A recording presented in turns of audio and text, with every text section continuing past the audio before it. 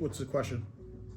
I asked, should I film too, or are you gonna use that? Oh no, I mean like the actual. That's filming. Oh. Yeah.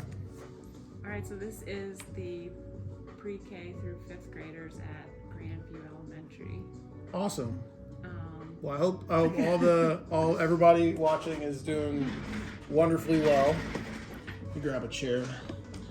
Pull us over. Maybe if you could get over here to see what this house is framed up. That's perfect. All right. Can you hand me my phone? Yeah. Just turn this down.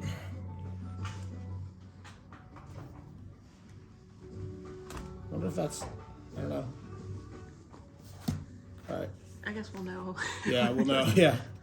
Go ahead. So the first question is asked by multiple students, and that is, what or who inspired you to become the artist you are today? Do you have any ancestors or family members that inspired you to do art?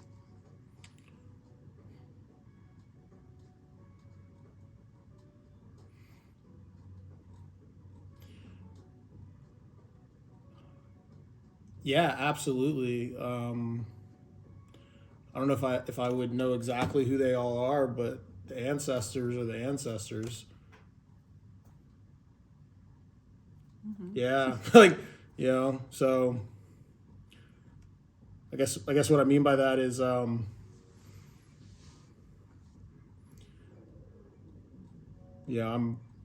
where I'm at and who I am today because of people who many of who I haven't met. Mm-hmm. Yeah, it's how it is. As far as like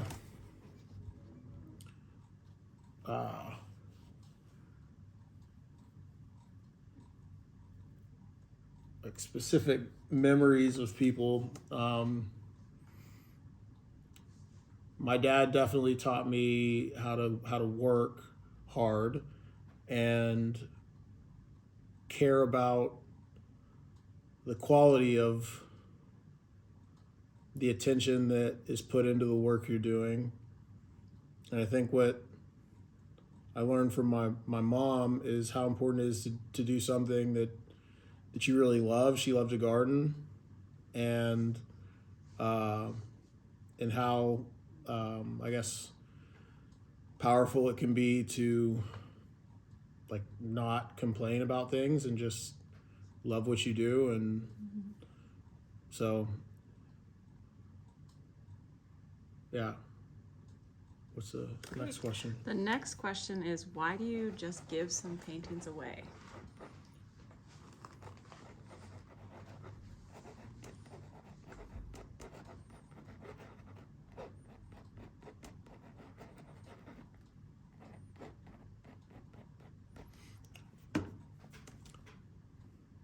I guess a better question, not to be like, let me dunk on these kindergarten through 5th graders with a better question. I'm just kidding.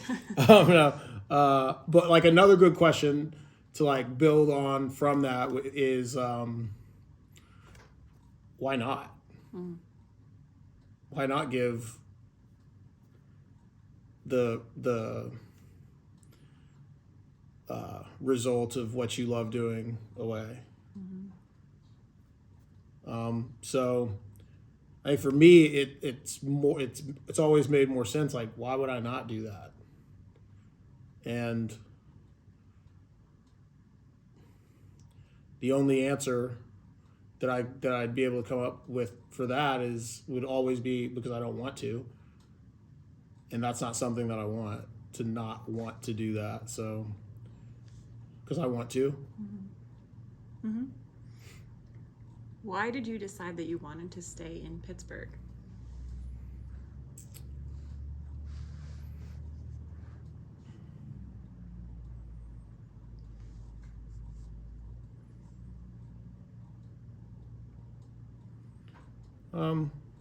So when I finished playing sports, I'm originally from Texas, so I had been here for 3 years, and when I got done playing sports, it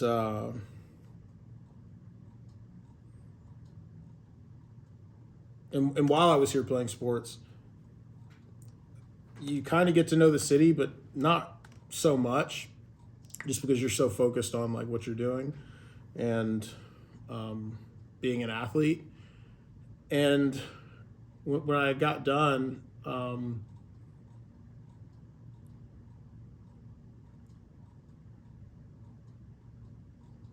it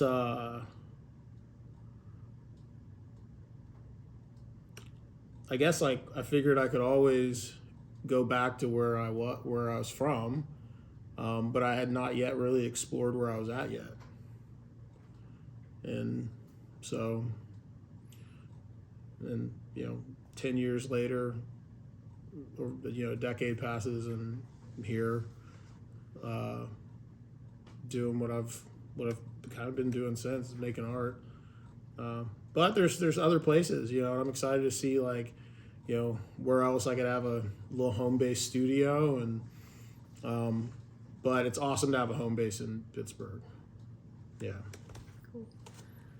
Why do you have so many animals in your paintings?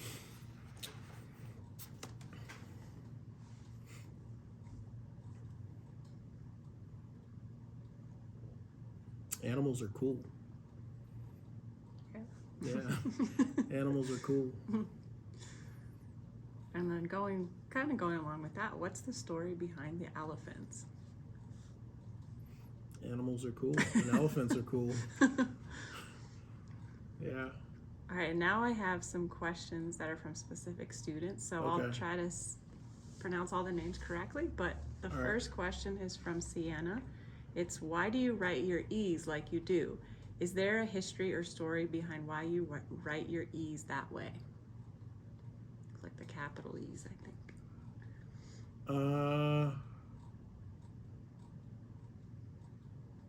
3 lines is less than 4. Yeah. Cool. And then this question is from Roman. Who were the people that helped you become who you And are? also to that other question. Yeah. It also feels good.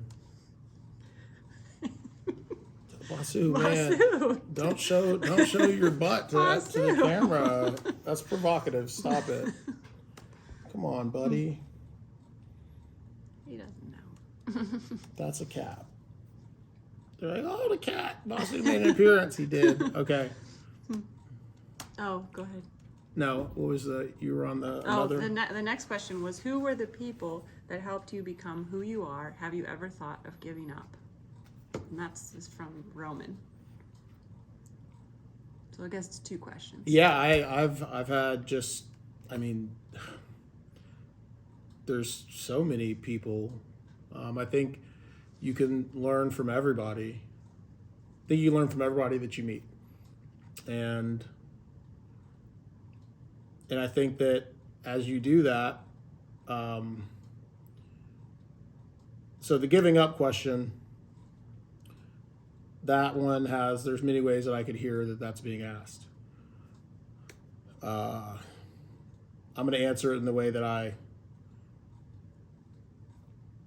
can hear that being asked to me and how I am now. Yeah, I give up all the time. All the time. Constantly, in a way. I'm constantly giving up. It can be quite tiring to try to not change, because everything's always changing. And as far as quitting, in terms of like giving up, and as far as like quitting,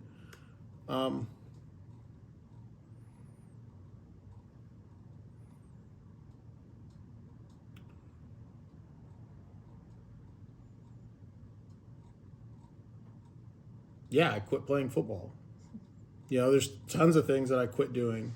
Mm-hmm. It's not that quitting's a bad thing. It's not that starting something has some sort of like special thing to it either. It's just the intentions of like, why are you, this is only a question somebody can answer for themselves, but like, why quit or why start? Like quitting a bad habit, that's a great thing. Starting a bad habit, that's not a good thing. You know, starting a good habit could become an addiction. Mm.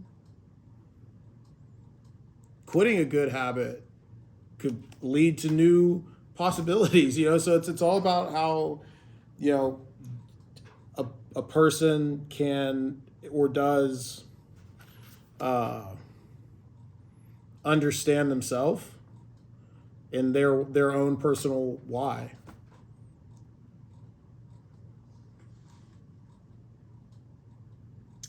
The next question is from Ruthie. Did anyone ever tell you that you can't do it?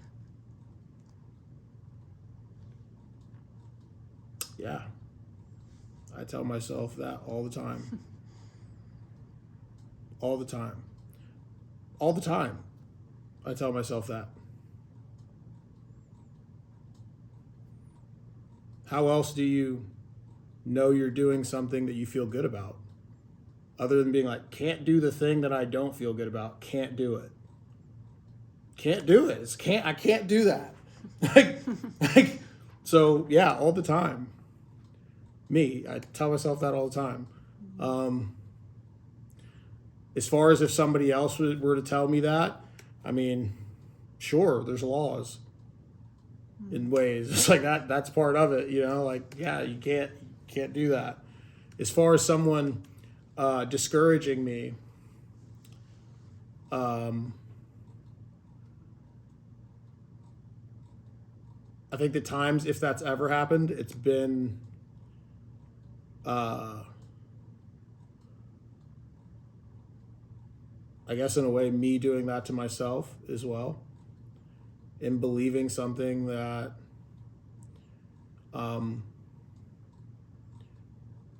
either is true and not having the courage to make it untrue, or believing something that's simply untrue. Yeah. All right. Next question is from Maria, and that is, what is one or some of your favorite murals and or art pieces? Is that just not that I like that I've just I don't know. well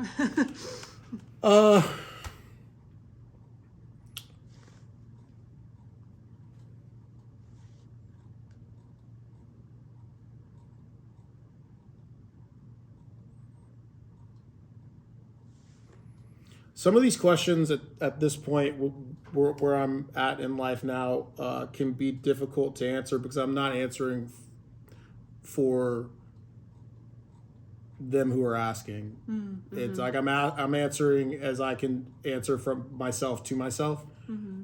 And in that way, I mean, I guess I could talk that out. Like it can kind of be complicated just because like certain concepts like favorite paintings and in the idea of like murals and things that to me don't have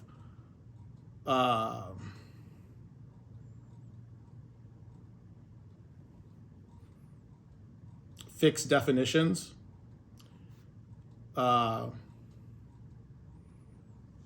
It's tricky to talk about them definitively. Mm-hmm. So, and what that means is,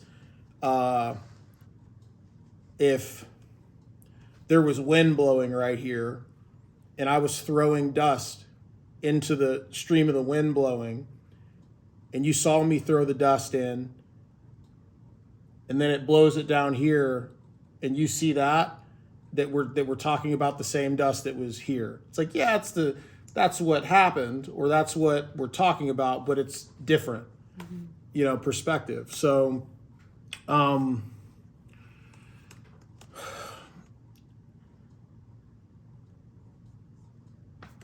I guess I could talk about it from the standpoint of like where I'm artistically interested right now. Because that's a big part of being a of exploring what it means to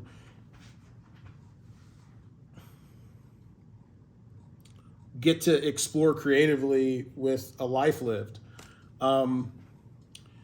It's not it's much less about like what gets made, and it becomes much more about how you learn and begin to understand the varieties of ways that like you can see and experience the world, and then that informs what gets made. But what's getting made is not the goal. So even in that way, like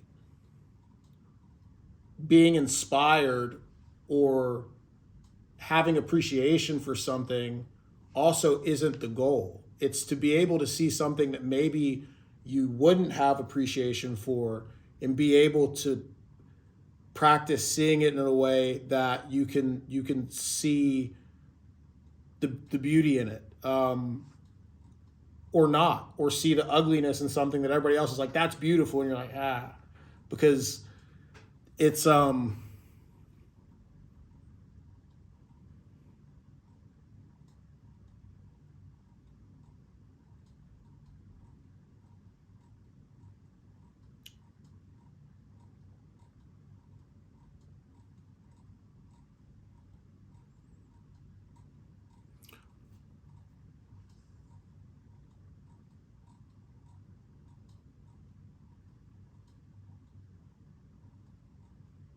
it's really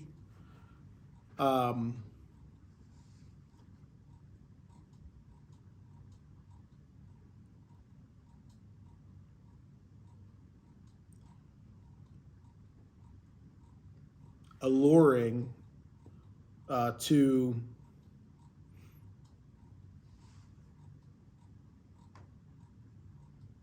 see what you think and just say it, or say what you think you're thinking and not have thought about it, or hear someone say something and think they've thought about it.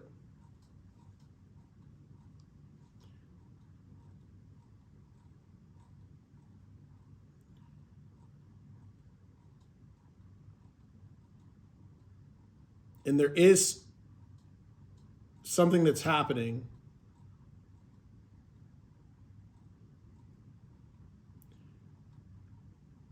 and what that is, it is that way whether anybody sees it or not, talks about it or not. And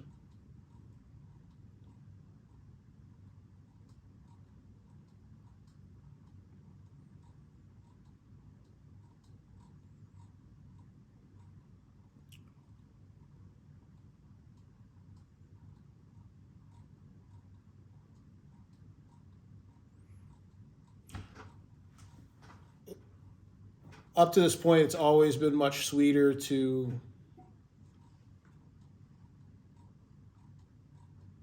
be available for a beautiful idea to reveal itself than for me to have the feeling that I like came up with something like that. And in that way, it's much more about, it's just so much more about like being available and listening. And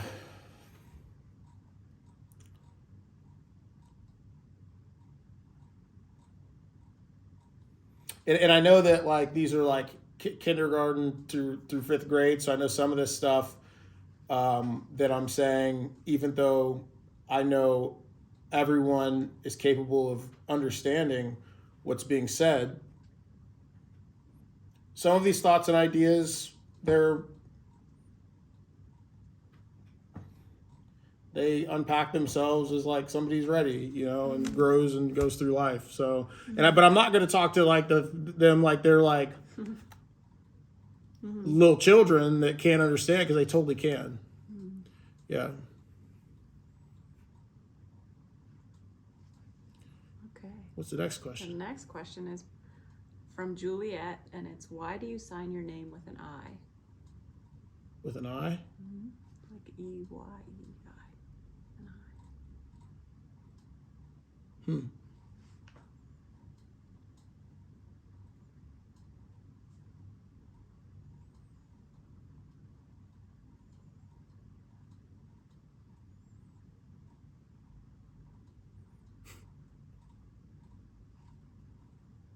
I'm so glad I'm not at the point where I just like come up with like a generic, like I'm actually just like, I'm glad that I'm glad that I can be like, oh, I just can't talk that way anymore.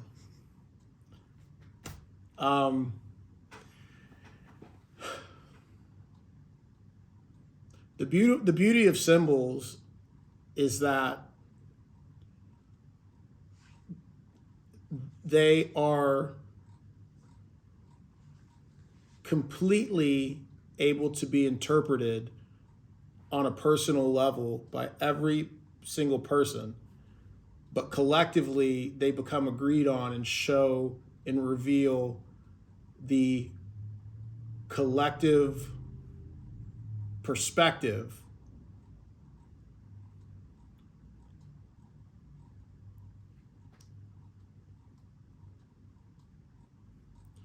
so if I signed it with an actual I,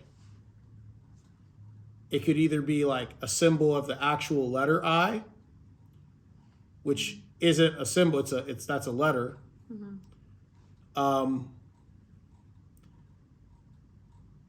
Or it would be an actual eyeball that I put on each, like an actual eye, right? So like the symbol of an eye, or the symbol that collectively people perceive as that's an eye, is it could be a sunset, could be a sunrise.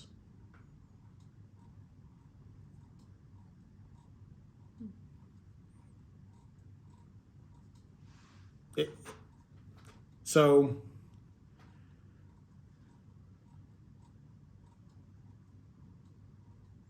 it could not be a signature. It could be the painting. And the painting could be the signature. These are all things that like it's I guess the closest answer I could give to that is like, I don't know, that's just what's happened up to this point.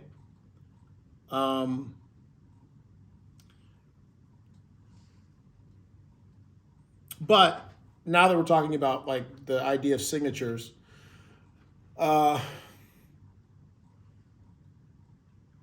there's been paintings that I've had clients be like, oh, that's not on there, so it's not signed. And I'm so sick of that. Like, dude, I'm like actually to the point where I'm like, I don't like that's because it's like I'm not going to make art that people tell me to make.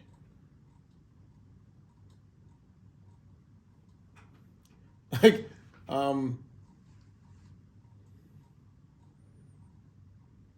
I can't do that. It's not even that I don't want to, it's like I'm not going to do it because I can't do it.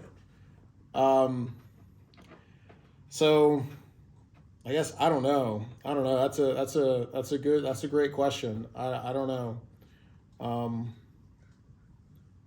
Perhaps maybe at one point it seemed better than just putting my name, and it was just something that it would like people would see it, and I think there is a lot of power within, but this is what all symbols are, is they are like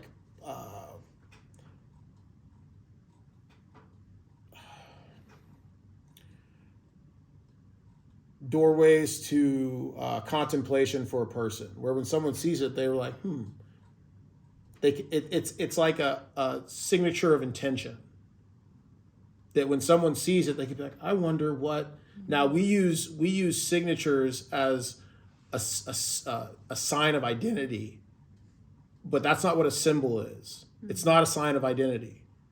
It's a symbol of intention, and those aren't the same thing. They're so far different.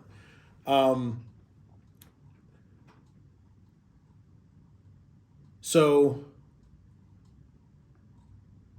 I feel that when I make a painting or a piece of art or write a poem, it's not about people knowing it's that I did it, like that it's in the term that people would be like that it's my work, that like I'm the person who made it. It's not about that at all.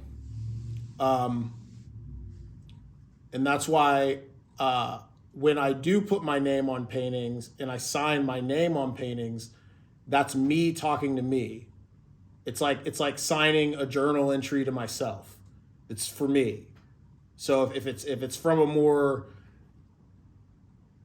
personal place of me maybe exploring a way I'm feeling or a season I'm feeling in life, that's like a letter to myself. If it's my signature, that is simply because it's a part of the creative practice that's no different than me just writing a mantra over and over and over again, that while I personally don't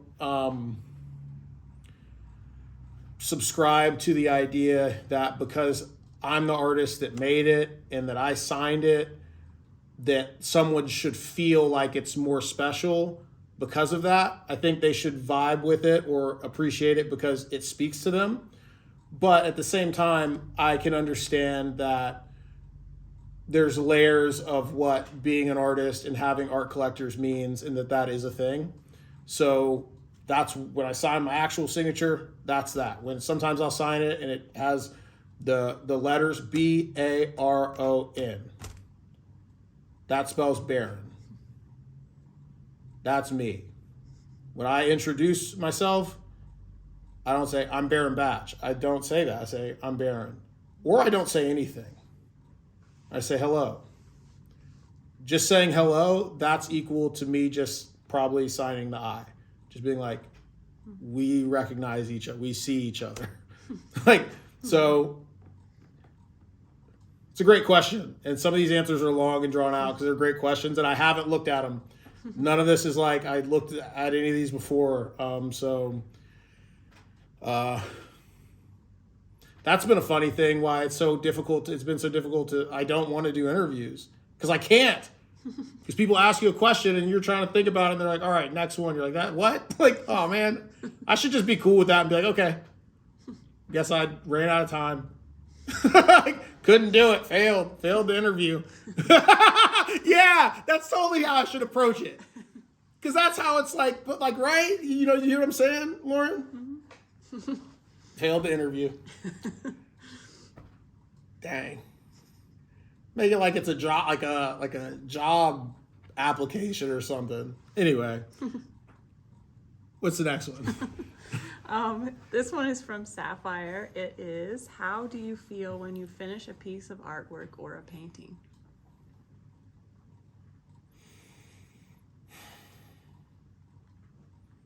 If I'm making art,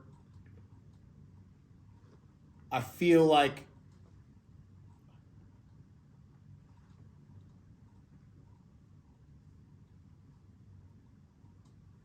a completely new person. And also, like what I've known was there that I just haven't been able to meet yet. When I'm painting, that's when it's making art. Because there's at least personally, I've arrived at a point in life where the distinction between painting, making art by painting, making art by not painting, these are all,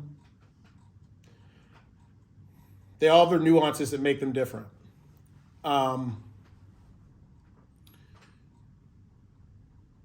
When a painting gets finished,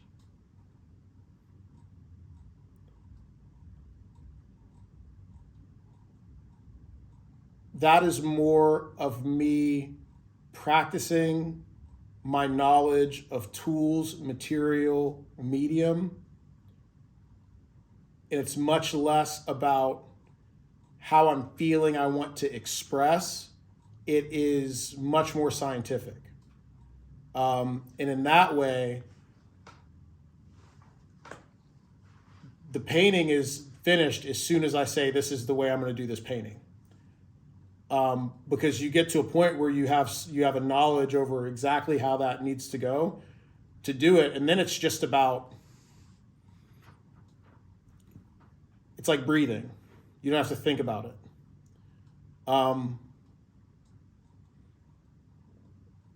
Now, while I'm painting, often art gets made because my mind can just wander elsewhere, as like the muscle memory from my hands and just making it happen can happen, where art can kind of get explored in that way, and that's a different way. But then there's making art where I'm with the tools and materials and nothing is planned. Something will happen. Even if I'm like, okay, I'm gonna make art by painting, and I set out some stuff, and I end up just like throwing a stick across the room the whole studio session because that's what I'm feeling like needs to happen. Like, so the art that got made was that experience of me doing that. So I guess in a way, like where we're going with this is that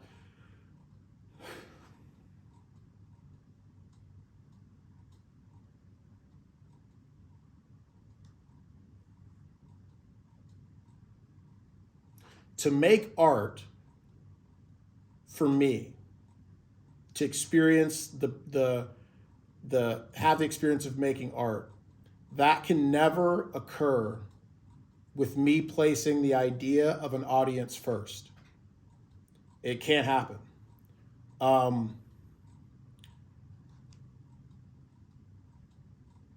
Or the fact that I'm gonna make this and someone's gonna see this. What are they?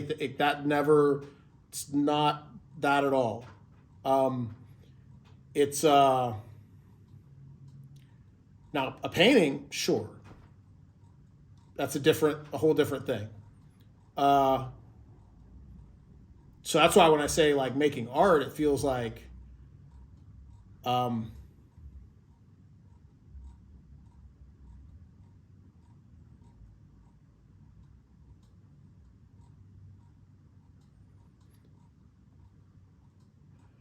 yeah, it feels like going into the studio is like going into a room and knowing that like, and being open to, not necessarily seeking out, but being open to and unafraid of the idea that everyone that knows who they thought you were before you went in never sees that person again. And you come out and it's just like, yeah, it's not that, and you don't even have to say this, it's just not that way anymore. Because of whatever experience that could have had, or what yeah. So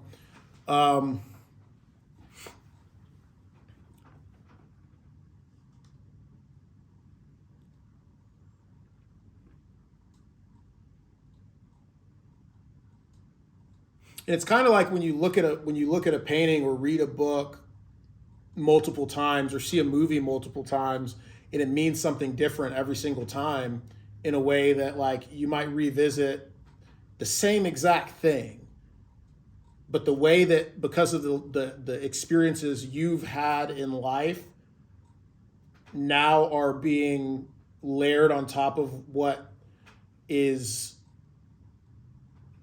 how you're perceiving like the piece of artwork, the outcome of that is completely different than it may have ever been before.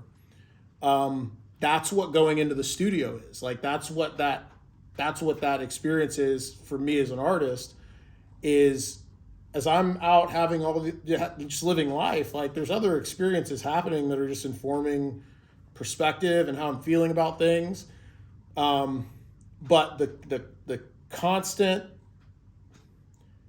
consistent variable is being so open to change each time you step in a certain space that's designed for that to actually happen. And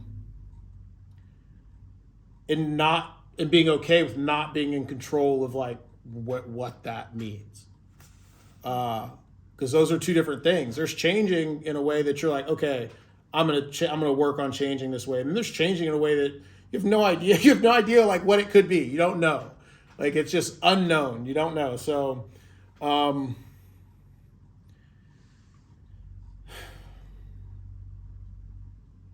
it's like scary in a way that I'm not fearful of. Yeah.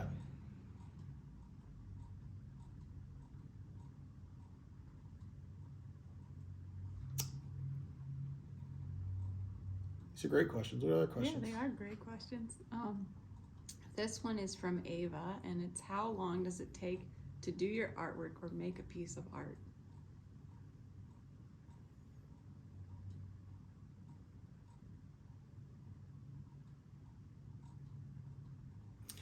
It takes as long as you like it to be, or accept that you don't like it.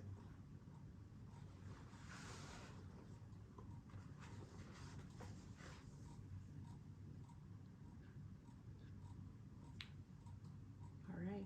The next question is from Jayla. It is, what was it hard to move on as an artist and a painter when you stopped playing football?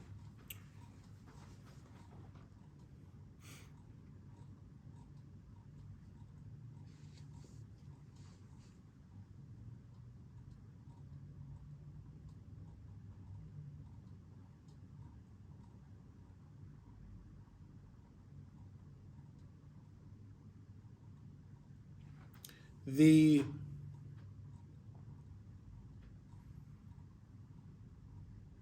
resistance that occurred in that period in life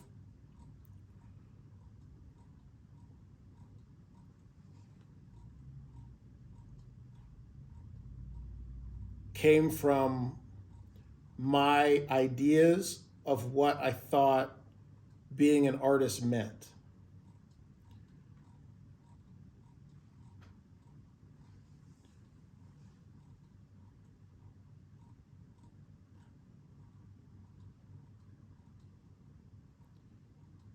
And that is a not easy phase to go through.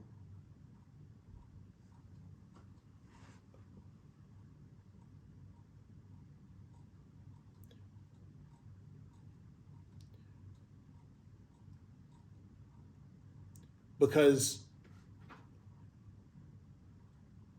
eventually the clouds clear and you see that it's not even a thing that's a thing. Only if you make it a thing, it's a thing. And I think at that point, that's when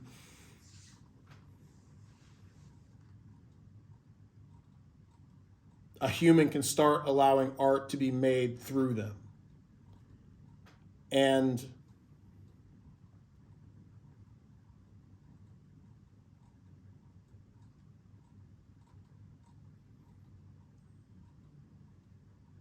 then things get much simpler because it becomes much less about like what tools and materials you have and how you know how to use those.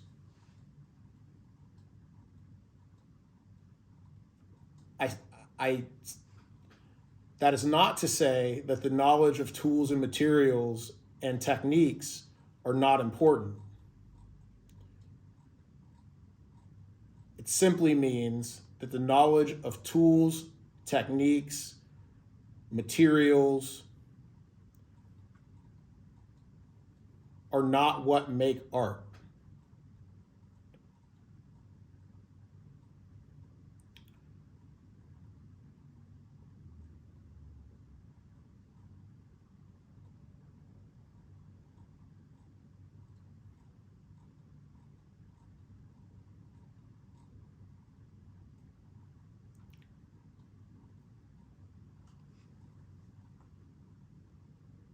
So this idea of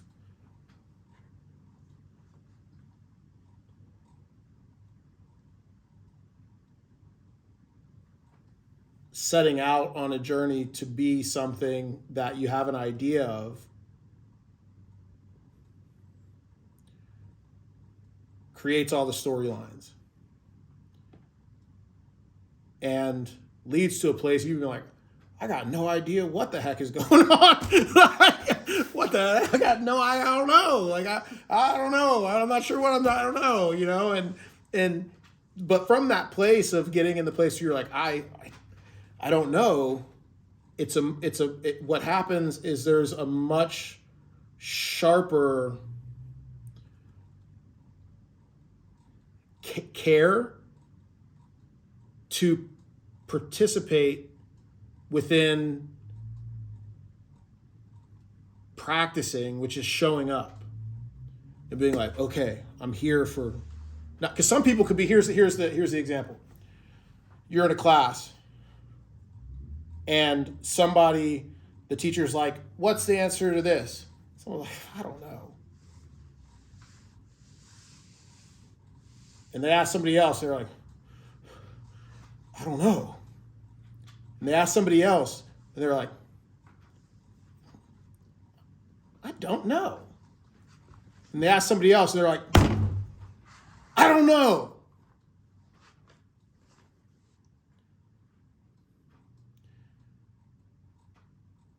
The way that doorway is approached reveals the emotional spectrum of a human being. The skillfulness to navigate that and feel it in all the parts of your body and move it through your body and see tools and material. Then something starts happening that's beyond who showed up and what they knew. In whatever that space is, we could call it art. We cut like something happens. Like so. That's kind of how it goes, that you're asking a question that by the time you get the answer, you forgot what the question was. But you're asking another question and that is like breathing.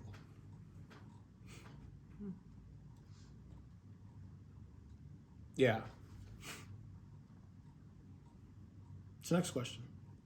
The next question is from Penny, and it's, where do you usually put your free art? If you can't say this, it's fine.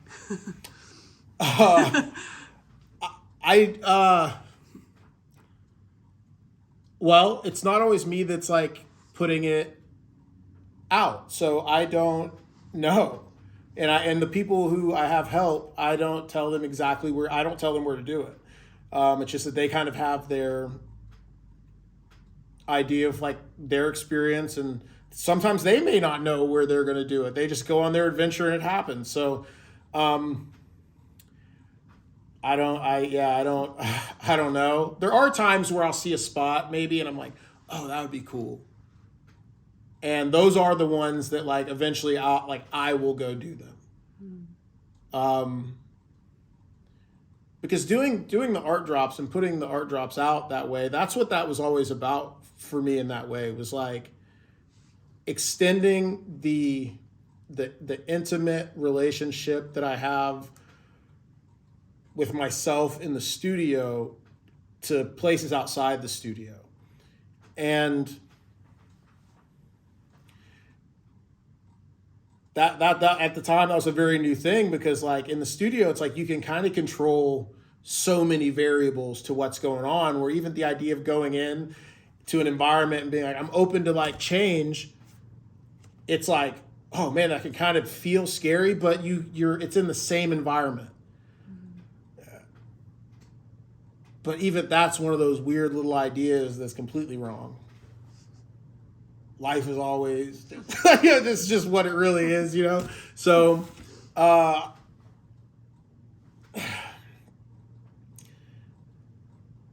and those are the paintings. I guess I like, and some ideas they're cool to like, I guess, until they're not, which in this moment, it's like, I kind of vibe with the idea that wherever I'm at, I'm dropping art. And that's me doing that. And I don't always know where I'm headed, but it's an environment I like. Like, yeah. It kind of goes along with the next question too, which is from Star, which is, where was your favorite place to put a painting?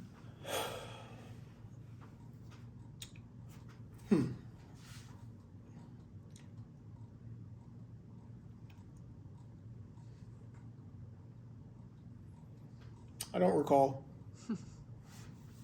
Yeah. All right, the next question is from CM, and it's, where do you make your art?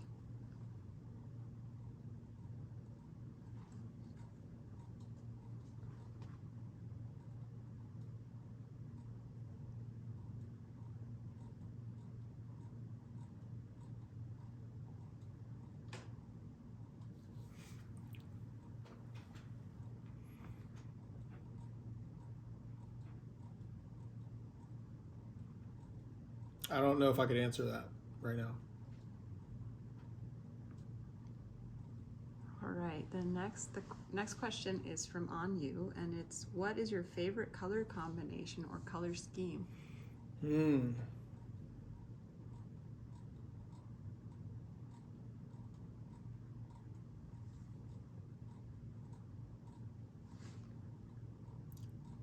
Right now, it's a dark brown that has like a red tint, almost like clay.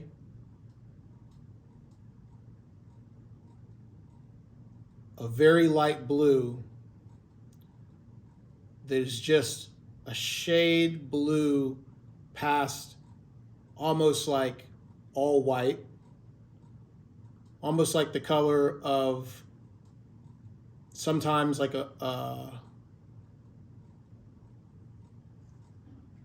the higher portion or the mid portion of like the sky, if there's no clouds and the weather's right as like the sun comes up, it's only like that for a little bit, and then it turns into like more pink, and so that color, like a really light, like calming blue.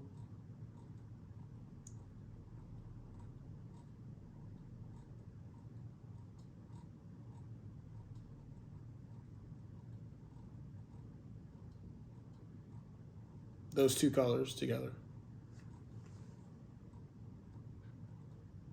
And next is from Piper, and the question is, did you major in art for college? No, I went to school for communications studies, which art is a form of communication. Yeah. Art also is architecture, science, mathematics, philosophy, theater. So all these things, culinary. It's like, it's cooking. It's just, it's so many things, So,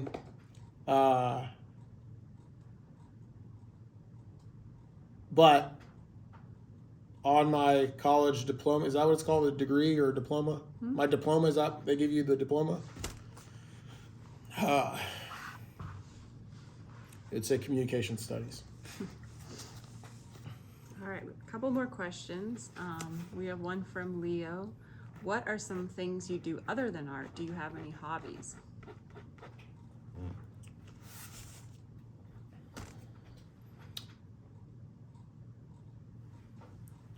I enjoy laughing.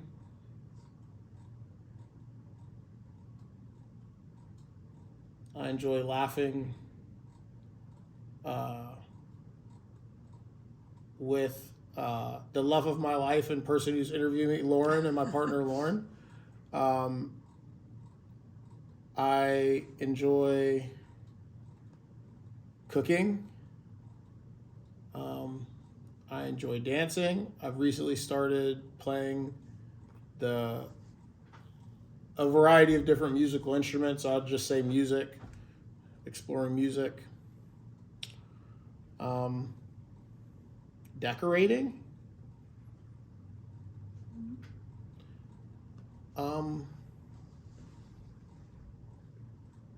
Woodworking.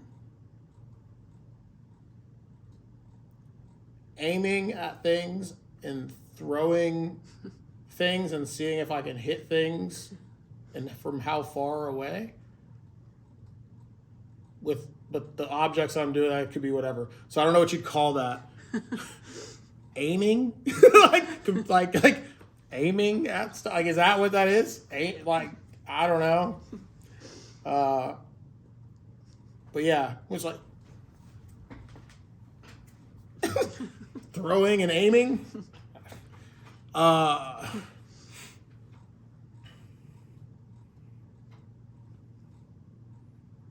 Juggling. You know, when I'm like.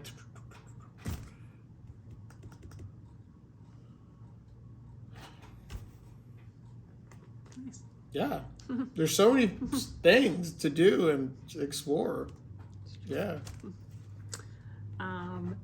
Next is from Aria, and it's how do you come up with ideas for your artwork? Do you have a favorite art type or medium?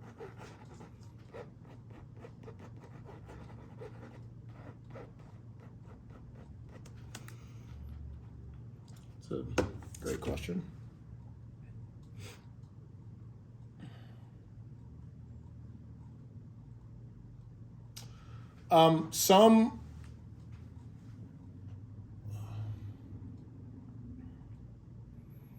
In any moment,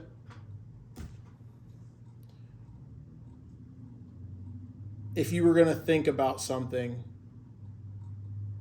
you could give parameters or the concept of prompts that give direction, or you don't do that, and the lack of parameters becomes the direction.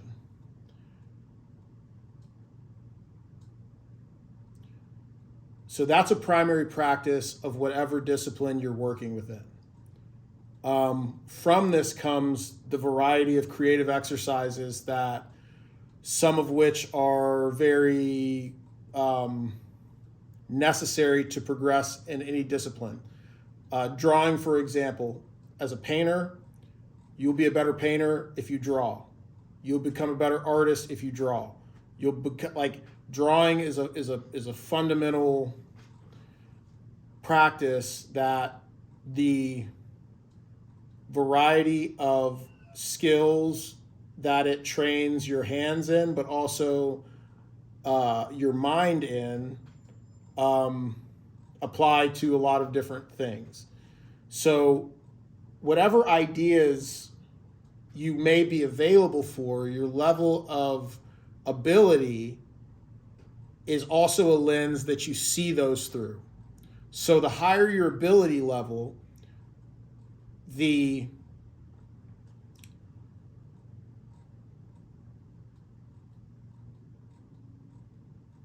more variety you can have in sculpting an idea that comes, or sculpting an idea that you come up with.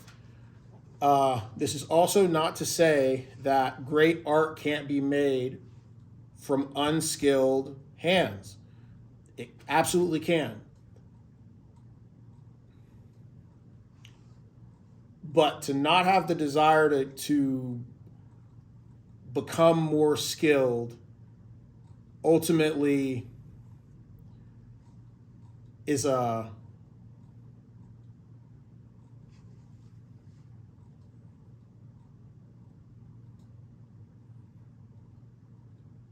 it's an attitude of non intimacy with what you're doing that makes it where the minute a great idea gets close to you, it rots. So,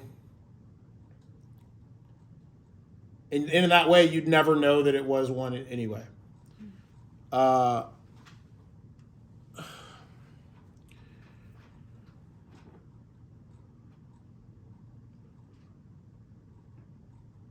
Now, intuitively, I think uniquely to each person, there are different ways of making art that each person may gravitate to and naturally enjoy more or naturally be more skillful in.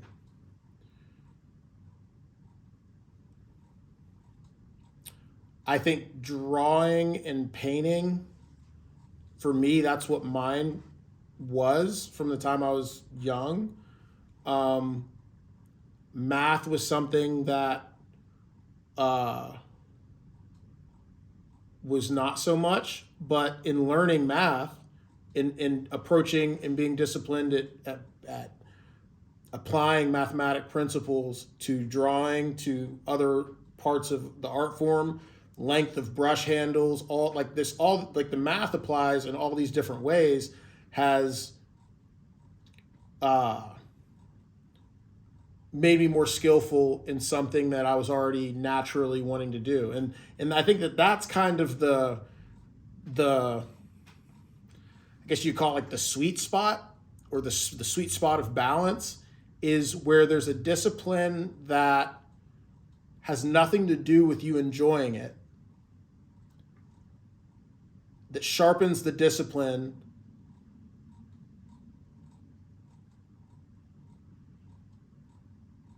of showing up with the same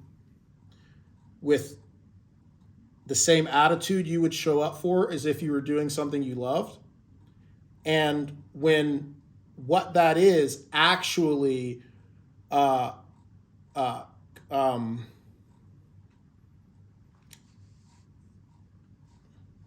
either completes or complements the other in a way that the practicer of that gains an awareness of what is happening there in that relationship. So right now, for me, what would be something that I've been exploring deeply in that way is writing and speaking.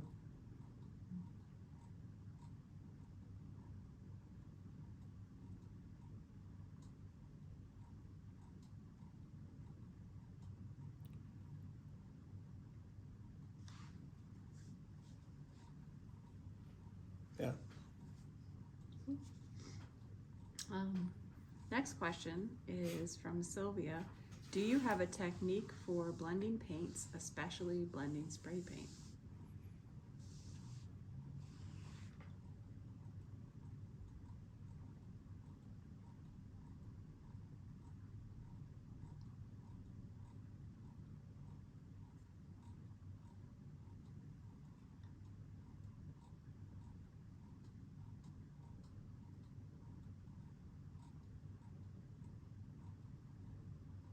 Yes.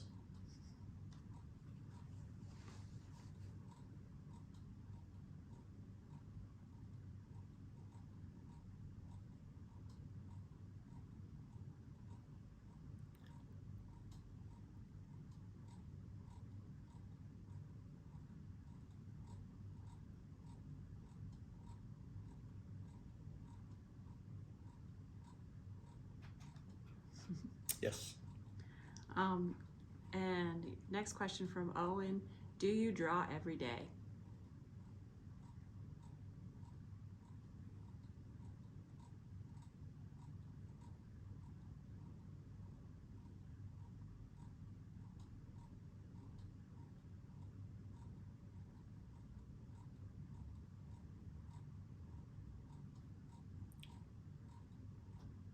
Probably say about 90% of the time.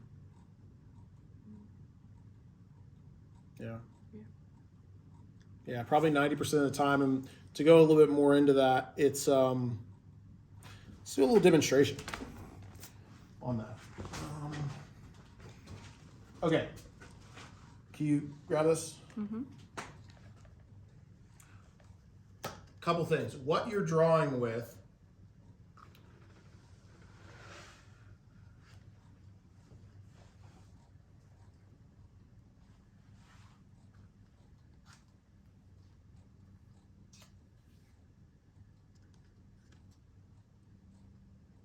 If you're starting, it's best to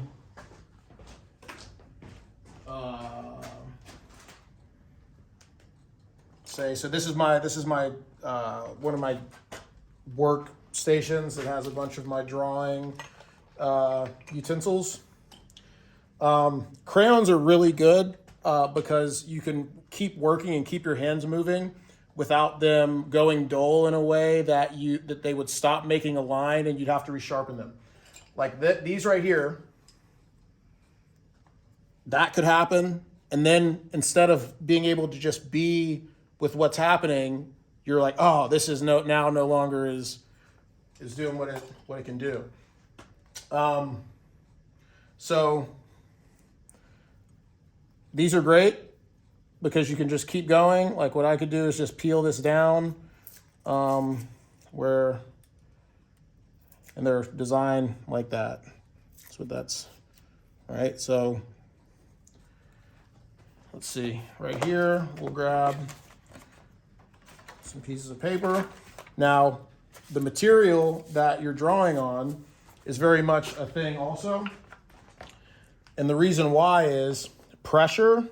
Like if I was on a table and I was pressing on this, drawing, and this can move, this starts sliding, now you're becoming aware that the canvas is moving and it's a little bit different. So these are freestanding pieces of paper. So in drawing, it can be helpful to use two different colors, and it's best to learn to draw with both hands. And here's why. If I'm trying to draw, let's say a strawberry, and I'm trying to draw it just as one line, I have to memorize what these shapes are, all is one line. When you draw with both hands, you learn to make shapes as a movement.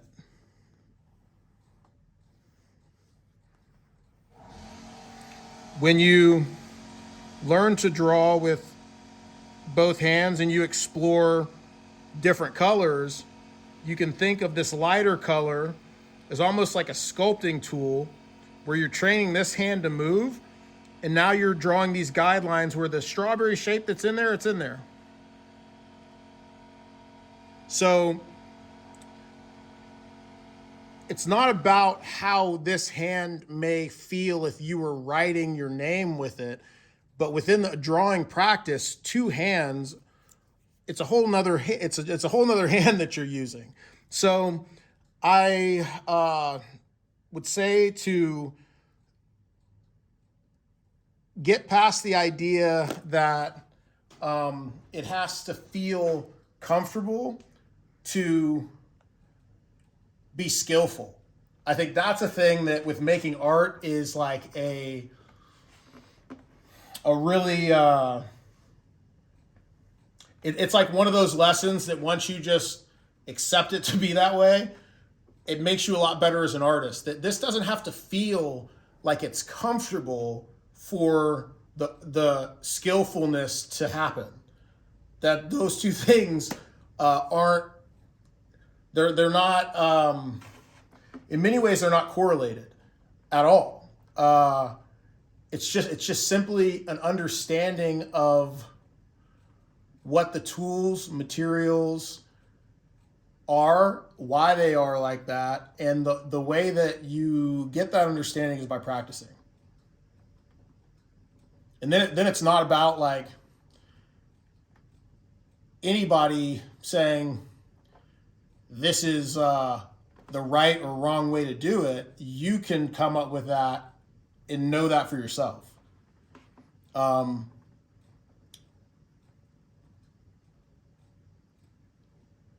And the reason that that's important and necessary as an artist is because that allows you to use the ability to visualize and be imaginative to work on art without touching any tools and materials and doing anything other than thinking.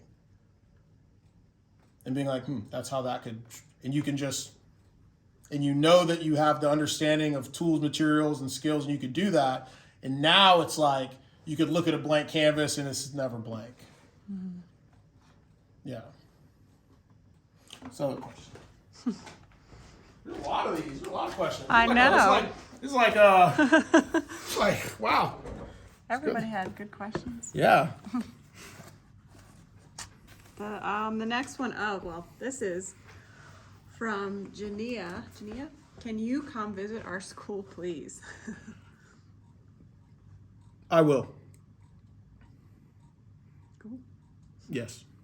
And then next from Sloan, how do you focus when you're creating art?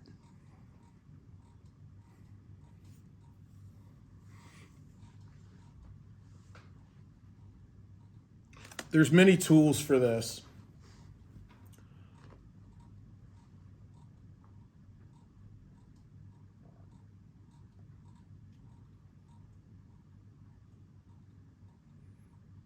And the way that this gets explained is in a much more musical sense. Tempo and rhythm. Using tempo and rhythm to become tools that give the direction towards whatever, and it would look like, and I don't need to actually write on anything to do this. If I was just going to do circles, and I want to do circles that are like,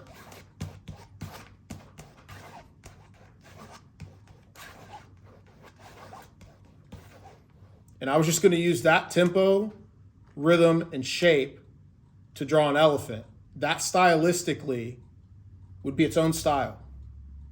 Now I could do with a square and do it, and it would be its own. So this is one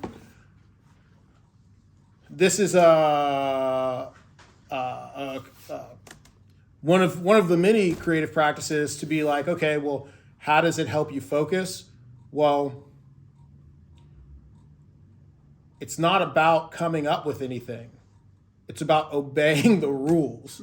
Like it's much more about that than being like lack of focus isn't like, when you really notice it, you notice it in the form of like, there's a way that things can happen that either has not been given boundaries or you've not fully accepted that you can choose to not put any boundaries there.